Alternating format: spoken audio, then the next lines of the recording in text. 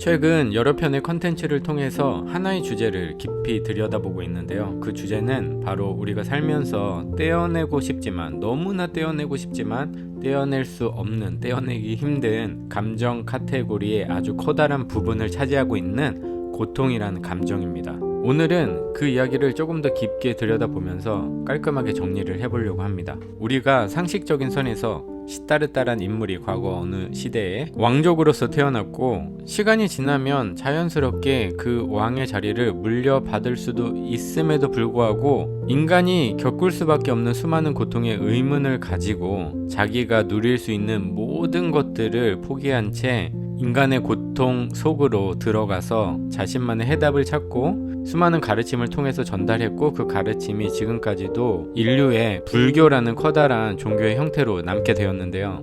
부처님은 깨달음을 얻었다고 하는데, 깨달음을 얻었으면 모든 힘든 감정, 고통, 아픔 다 이미 초월한 것이 아닐까라고 우리가 막연하게 생각할 수 있잖아요. 과연 어떤 식으로 그것을 이해하고 초월할 수 있었을까라는 좀 전에 단순한 질문으로 돌아가는 거예요. 부처님은 깨달음을 얻으신 이후에 고통을 느끼셨을까라는 질문인데, 이것도 두 가지 카테고리로 나눠볼게요. 육체적인 고통을 느끼셨을까? 제가 날카로운 걸로 한번 푹 찌르면 부처님이 아 하시면서 고통을 진짜 느끼셨는지, 또 한 번은 제가 날카로운 걸로 찔렀을 때 아 하시면서 이 자식이 하면서 마음속에 또 분노와 어떤 그 고통 같은 게 또 있으셨는지, 이런 식으로 이제 나눠볼 건데, 이거를 제가 얘기한들 무슨 소용이 있겠어요. 경전을 참고할 수밖에 없죠.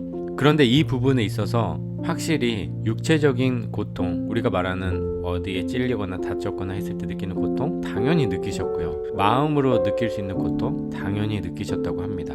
일단 그 부분을 한번 들어볼게요. 부처님이 깨달음을 얻은 후 신체적 불편함과 고통을 경험한 한 가지 예는 발 부상 이야기입니다. 이야기에 따르면 부처는 긴 여행을 하고 있었고 그의 발은 아프고 물집이 잡혔습니다. 고통에도 불구하고 그는 계속해서 다른 사람들을 가르치고 도왔으며 내면의 평화와 평정을 유지할 수 있었습니다. 또 다른 예는 부처님이 숲에 머물고 있을 때 독사에게 물려 심한 고통과 마비에 시달렸습니다. 그의 상태에도 불구하고 붓다는 여전히 다른 사람들을 가르치고 도울 수 있었습니다. 또 다른 예는 부처님이 임종할 때 이지를 앓고 있었고 큰 고통을 겪었지만 여전히 제자들에게 가르침과 조언을 줄 수 있었고 평화로운 죽음에 이를 수 있었습니다.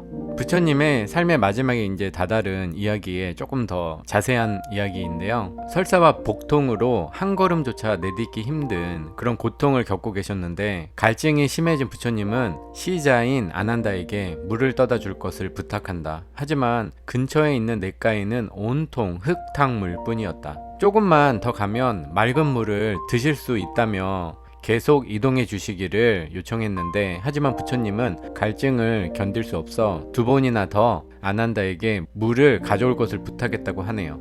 경전의 행간을 통해 부처님이 얼마나 처절한 육체의 고통을 겪고 있었는지 짐작할 수 있는 부분인데요. 또 이와 더불어서 부처님도 심리적인 고통, 우리가 흔히 겪는 그런 고통이죠. 공허함이나 상실감 같은 마음의 고통이 다가온 적이 있었다고 하는데, 가장 아끼는 제자 사리불과 목건년이 먼저 입적했을 때 이야기입니다. 죽었을 때 이야기란 얘기죠. 사리불이 입적하자 나는 이제 가지가 없는 큰 고목과 같이 되었구나 라면서 상실감을 표현하신 이야기가 전해지고, 그리고 또 다른 제자인 목건년이 입적하자 내가 지금 대중을 살펴보니 텅 빈 것 같구나 라고 공허함을 표현한 그런 이야기도 전해집니다. 부처님조차 이처럼 마음과 육체의 고통을 겪으셨는데, 평범한 우리들이 평생 몸과 마음의 고통이 없길 바라는 건 너무너무 허망한 일 같아요. 틴낙한 스님의 말씀에 따르면 부처님이 고통을 알지 못하셨다면 깨달음 이후에 인멸하셨을 때까지 장장 50년에 걸쳐 쉬지 않고 제자들에게 고통의 원인, 고통의 소멸, 고통의 소멸에 이르는 길, 이런 이야기를 하지 않으셨을 것이고, 하지만 부처님과 우리 같은 평범한 사람들 사이에는 아주 중요한 차이가 있는데요. 부처님도 육신을 갖고 있었기 때문에 고통을 피하지는 못하셨지만, 오늘의 아주 중요한 포인트죠. 하지만 우리와 큰 차이점, 고통이 어떻게 다가오고 어떤 영향을 미치며 어떻게 사라질 수 있는지, 이 고통을 다루는 노하우를 가장 잘 아시게 되신 거죠. 더 나아가서 고통을 잘 다룰 수 있다면 행복으로 이것을 변화시킬 수 있다는 것도 알고 계셨고요. 결국 우리가 마음 공부를 하면서 가장 깊게 다뤄야 할 것, 마주보고 싶지 않고 피하고 싶지만 가장 마주보고 힘들지만 뚫고 나가야 하는 감정이 바로 고통이 아닐까 싶습니다. 다들 고통을 피할 수 있다고 생각하는데 물론 피할 수 있는 부분도 있지요. 마음 공부를 통해서 더 큰 고통을 만들 수밖에 없는 상황이 벌어질 것 같은 예감이 드는 그 순간 1차적인 빠른 알아차림을 통해서 내 행동과 말을 바꿈으로써 더 큰 불운한 사건이나 사고를 피할 수 있는 부분이 있으니까요. 하지만 큰 의미의 고통이라는 것을 과연 우리가 삶을 통해서 피할 수 있느냐, 이거는 우리가 오늘 이 시간에 그냥 마침표를 찍고 갔으면 좋겠습니다. 고통 피할 수 없다, 그냥 끝이에요. 그래도 어디 구석탱이에 어디 작은 구멍을 통해서 피할 수 있을 거야, 그거 하지 말고 피할 수 없다 마침표 찍고 넘어가는 거예요. 당연한 거다, 피할 수 없는 거다, 일단 그렇게 하면 거기에서는 일단 마음 편하게 인정하고 갈 수 있잖아요. 물론 여기서 끝이 나지 않겠죠. 피할 수 없다, 그러면 뭐 어쩌라고.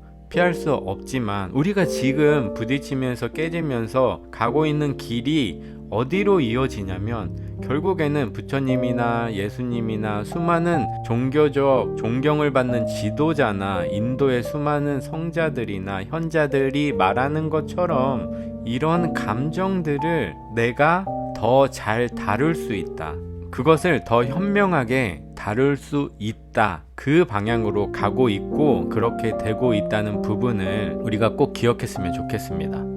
그래서 결국에는 좀 전에 소개한 부처님 말씀처럼 고통을 잘 다루게 되면 우리가 지금은 힘들지만 앞으로 계속 부딪히고 발전시키고 또 엄청 얻어 터지고 쌈먹히고 하지만 또 다시 발버둥 쳐서 그것에 대한 나만의 노하우를 하나하나 찾아가고 익숙해지고, 이런 과정을 통해서 고통이란 것을 잘 다루게 되면 그것이 우리가 그토록 원하던 조금 더 많은 행복을 느끼면서 살고 싶다, 조금 더 지금보다 마음의 안정감과 편안함을 느끼면서 살고 싶다라는 그 목표에 다가갈 수 있다는 것 기억해 주시고요. 틴나칸 스님이 이런 말씀을 또 하셨어요. 행복에도 연습이 필요하다. 행복이 확장되고 다시 새롭게 되려면 행복을 되먹이는 방법을 배워야 한다. 행복에 영양분을 주는 법을 모른다면 행복은 사라질 수도 있기 때문이다. 그러면서 흘려보내기, 그리고 긍정의 씨앗을 초대하기, 마음 챙김, 집중, 통찰 등 몸과 마음을 행복에 길들일 수 있는 5가지 연습을 끊임없이 반복해야 한다고 제안하셨습니다. 이처럼 거저 주어지는 것은 없어요. 흔히들 그런 말이 있잖아요. 세상에 공짜는 없다. 이 마음 공부도 마찬가지라고 생각합니다. 내가 아무것도 안 하고 살던 삶을 그냥 이어가는데 나를 힘들게 하는 고통이 어떻게 사라지거나 편해질 수가 있겠어요. 내가 뭐래도 해야지 거기서 변화가 발생하겠죠. 책이나 인터넷에 떠도는 정보를 찾아보는 것으로 일단 지식이 생길 것이고, 그러면 가능성이 올라가겠죠. 근데 거기서 행동으로 이어지지 않는다면 가능성에서 멈출 것이고요. 자기가 알게 된 것, 그 알게 된 것을 통해서 얻은 영감으로 실제 자기 삶을 통해서 실험을 해보고 그것이 맞는지 틀리는지를 직접 경험해 봐서 틀린 것은 버리고 맞는 것은 취하고, 맞는 것을 통해서 또 새로운 아이디어가 있으면 그것을 접목시켜서 더 나은 방법으로 개선시켜보고, 그래서 나만의 노하우를 찾는 이런 것들이 쭉 이어지면 어떻게 아무 변화도 일어나지 않을 수 있겠습니까? 결국에는 더 나은 자신, 나를 힘들게 하는 여러 가지 상황, 그것으로 벌어지는 수많은 내면의 갈등을 당연히 조금씩이라도 더 잘 다룰 수밖에 없겠죠. 다룰 수 있으면서 나의 인생의 길이 조금씩 수월해질 것이고요. 그걸 위해서 지금 제가 이 채널에서 여러분과 다양한 이야기를 공유하고 있는 것이고요. 오늘은 부처님이 깨달음을 얻으신 이후에도 고통을 진짜 겪으셨을까? 육체적 고통은 겪으셨을 것 같은데, 근데 물론 확실하지 않죠. 마음의 고통은 없으시지 않았을까? 이런 부분을 확실히 들여다보는 시간을 가졌습니다. 여러분, 부처님도 고통을 겪으셨다고 합니다. 육체적인 고통도, 마음의 고통도. 하지만 그것을 다루는 노하우를 완벽하게 혹은 완벽에 가깝게 알게 되신 부분이 저희와 차이이고, 저희도 같은 길을 걷고 있다는 점, 혼자가 아니고 여기 계신 분들 다 같이 같은 길을 걷고 있다는 부분 꼭 기억해 주시기 바랍니다. 오늘도 감사합니다.